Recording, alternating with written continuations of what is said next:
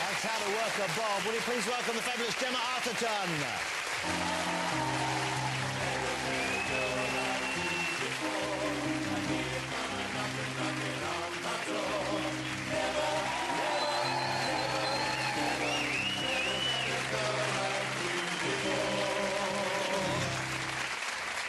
Sort of, what are those baggy pants? What are they called? Harem? Harem pants. What a lovely pair of harem pants. I don't know if they are harem, but, yeah, similar. They're very nice. Thank you. Well, congratulations on the purchase. Now, congratulations. You seem to be, like, everywhere at the moment. I've seen you in so many movies over the last couple of years. The St Trinians one. Which you love, apparently. Yeah, I did. I really enjoyed it. And, you know, my kids really liked it as well. Well... No, but your kids really enjoy it. They did not. Well, look, obviously, you look at that film and there's some gorgeous women in it, and you're going to enjoy that if you're a dad dragged along for the afternoon. But, you know, I like the originals as well. Oh, well, there you go. But also, Clash of the Titans at the moment is huge, and you were in Quantum of Solace, the second of the Daniel Craig Bond movies, which was great. And that's what a great part to have. That's a kind of really iconic role to get. Yeah, actually, I made a bet with you guys. I thought you'd sing Strawberry Fields Forever. I owe you a celebration chocolate. Please, yeah. And they didn't sing it, so... I wish you'd invited me when bets were being made. Now, that was, of course, this was the second time that Sid James played James Bond.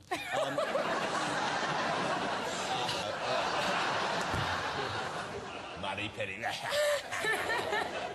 But you weren't on it on screen long enough. I wanted you to be on for far longer because they no sooner introduced you and got you on, and you had some fun with Bond, and yeah, and they were finished.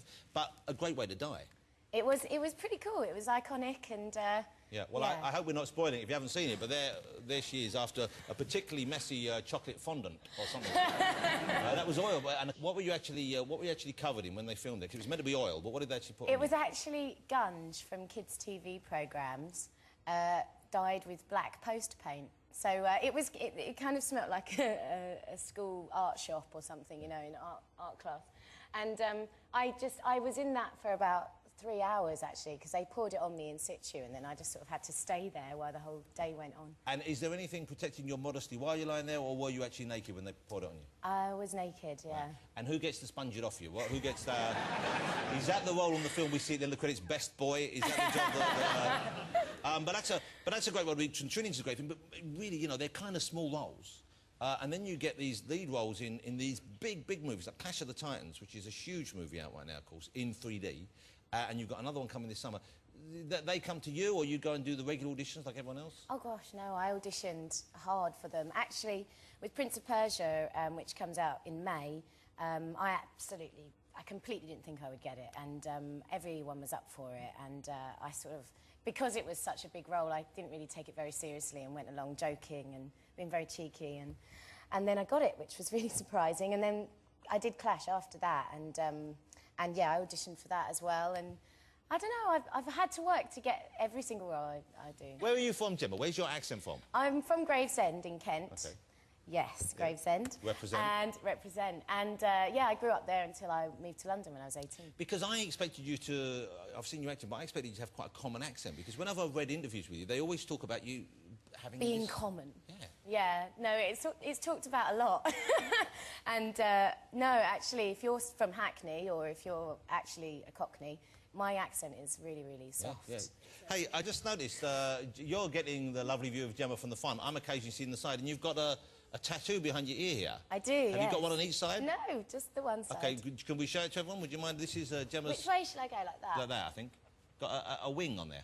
I've got a wing on there. OK, now what does that symbolise anything? Is that the reason, or were you just drunk? It's to symbolise the amount of air in my head.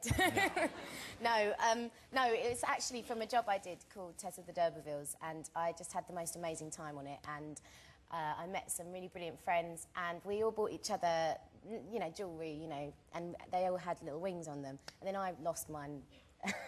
But it was such a sort of poignant time in my life that I thought it was the only time I've really sort of thought that it would be appropriate to get a tattoo. So, well, so it's a nice memory, but is that not a problem? I guess they just cover it in makeup, do they? Cover it. Yeah. I mean, they can make a horse look like it's got wings. They can cover a fake wing. Yeah.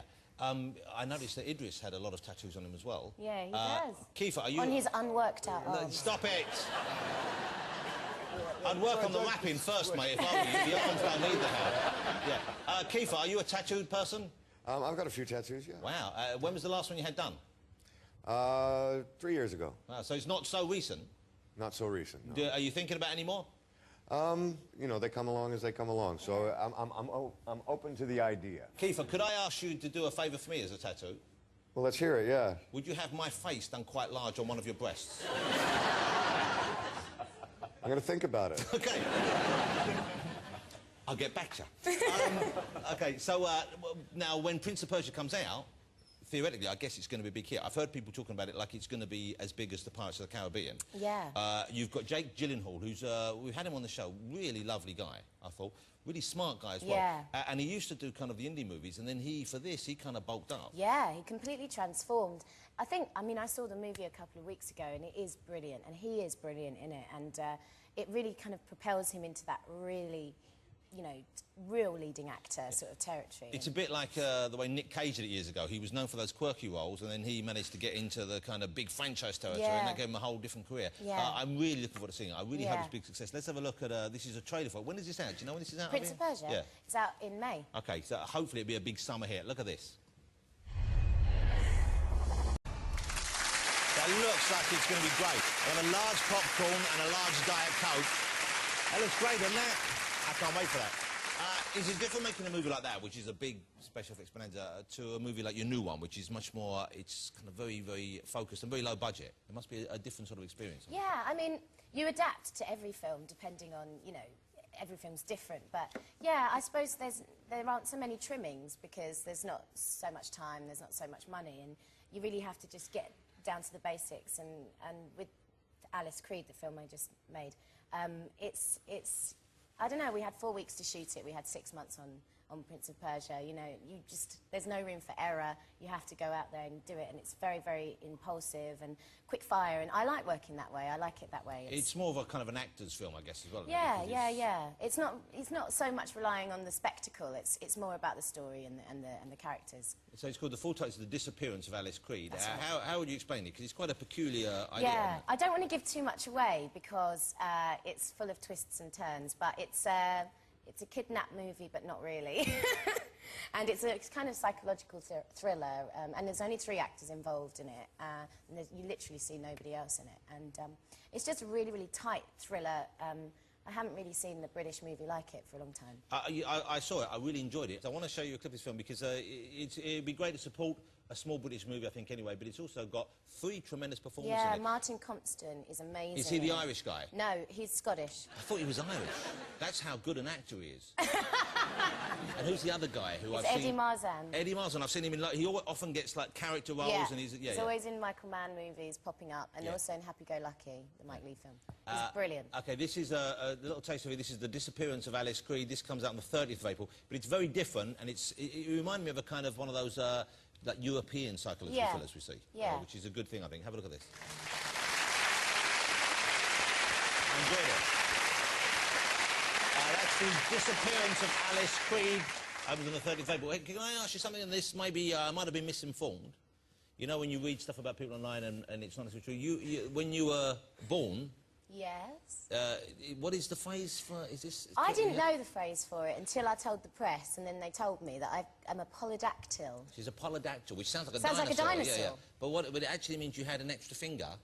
Yes, I was born with 2 extra fingers. What, 7 on one hand, 5 on the other, or 6 on each? No, just even Stevens. So 6 on each? One on one. Right. And they didn't have a bone in them, so they just... So they were like it was like a floppy...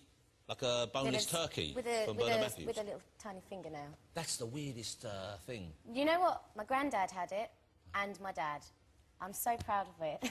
What an incredible thing. And have you got any pictures of you as a baby with them? I do, yes. There's one of me sort of... you know in the incubator shot that you always get? Yeah. The incubator shot. Yeah. And there's me sort of sleeping like that, like posing with it, like, go on, take a picture. With a whole extra finger? Do you ever... feel the extra finger? I am actually quite sensitive because obviously there were nerve endings there. You desperately want to have a look, don't you? I'd quite like a little look on one if I can. Man, yes!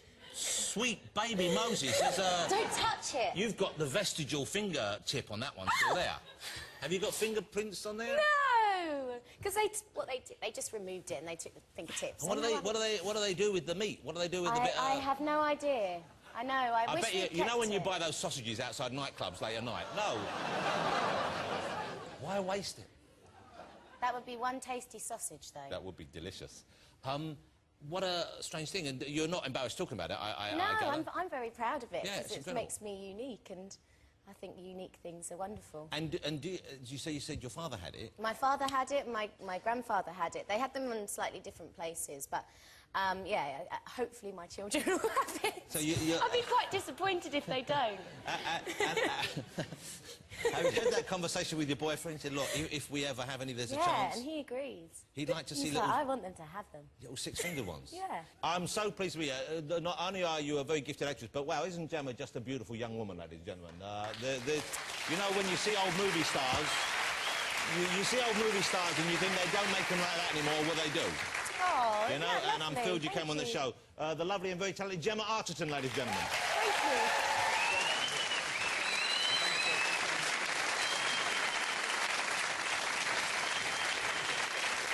So we got my next guest.